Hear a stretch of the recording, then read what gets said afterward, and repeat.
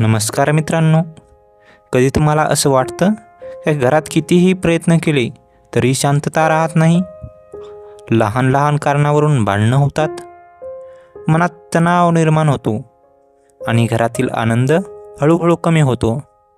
जर तुमच्या घरातही असं काही होत असेल तर हा व्हिडिओ शेवटपर्यंत नक्की बघा बरं, कारण हा व्हिडिओ तुमच्यासमोर श्री स्वामी समर्थ यांनी पाठवलेला आहे, ज्यामध्ये एका भक्ताला संकटाच्या वेळी श्री स्वामी समर्थ यांनी दर्शन दिलं आहे.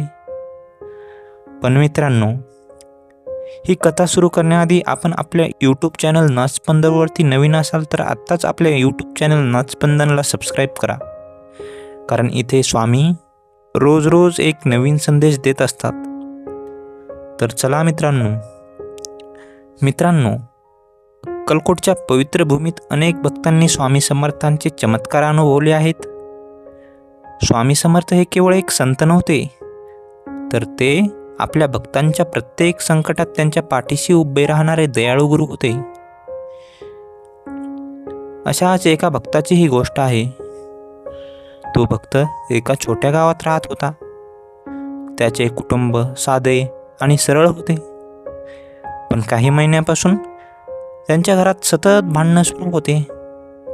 कधी पैशावरून वाद, तर कधी छोट्या छोट्या गोष्टीवरून मतभेद.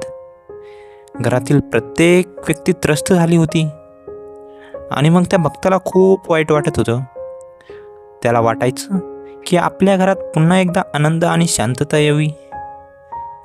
एक दिवस तो मंदिरात गेला आणि मंदिरात जाऊन त्याने मनापासून प्रार्थना केली, श्री स्वामी समर्थ, माझ्या घरात शांतता आणा, आमच्या घरातील तणाव दूर करा. आणि मग तो रोज मनापासून जप करू लागला, श्री स्वामी समर्थ, श्री स्वामी समर्थ, श्री स्वामी समर्थ. पण मित्रांनो, असे अनेक दिवस गेले आणि एक रात्री तो खूप थकलेला होता आणि नंतर तो झोपला. आणि त्या रात्री त्याला एक अद्भुत स्वप्न पडले. तर स्वप्नात त्याने पाहिले, एक तेजस्वी प्रकाश त्याच्या समोर उभा आहे. हळूहळू त्या प्रकाशातून एक दिव्य रूप दिसू लागले. चेहऱ्यावर अपार शांतता, डोळ्यात करुणा आणि अंगातून निघणारे तेज. मित्रांनो, ते दुसरे कोणी नसून होते श्री स्वामी समर्थ. आणि स्वामी त्याला शांत आवाजात म्हणाले, बाळा, काळजी करू नकोस. जेव्हा भक्त मनापासून मला हाक मारतो तेव्हा मी त्याच्या मदतीला नक्की येतो. आणि स्वामी समर्थांनी त्याला एक छोटा उपाय करायला सांगितला. प्रत्येक गुरुवारी सकाळी लवकर उठ आणि घर स्वच्छ कर आणि देवघरात माझ्यासमोर तुपाचा दिवा लाव, असे श्री स्वामी समर्थ त्याला म्हणाले. आणि मनापासून 108 वेळा श्री स्वामी समर्थ हा जप कर आणि हा उपाय श्रद्धेने करत राहा. यामुळे हळूहळू तुझ्या घरातील नकारात्मकता दूर होईल. इतकं बोलून स्वामी अदृश्य झाले. आणि मित्रांनो, दुसऱ्या दिवशी सकाळी तो भक्त जागा झाला आणि त्याला कालचं स्वप्न आठवत होतं.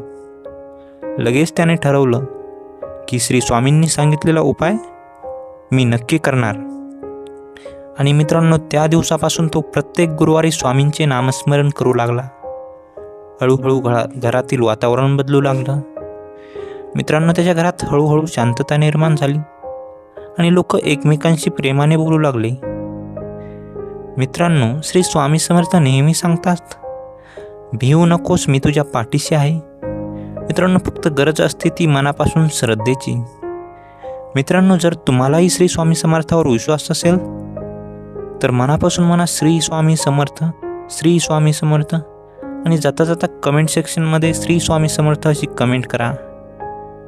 आणि मित्रांनो, तुम्हाला जर अशाच स्वामींचे भक्तिमय कंटेंट पाहायचा असेल तर आत्ताच आपल्या यूट्यूब चॅनल नाचस्पंदनला सबस्क्राईब करायला विसरू नका. तोपर्यंत श्री स्वामी समर्थ.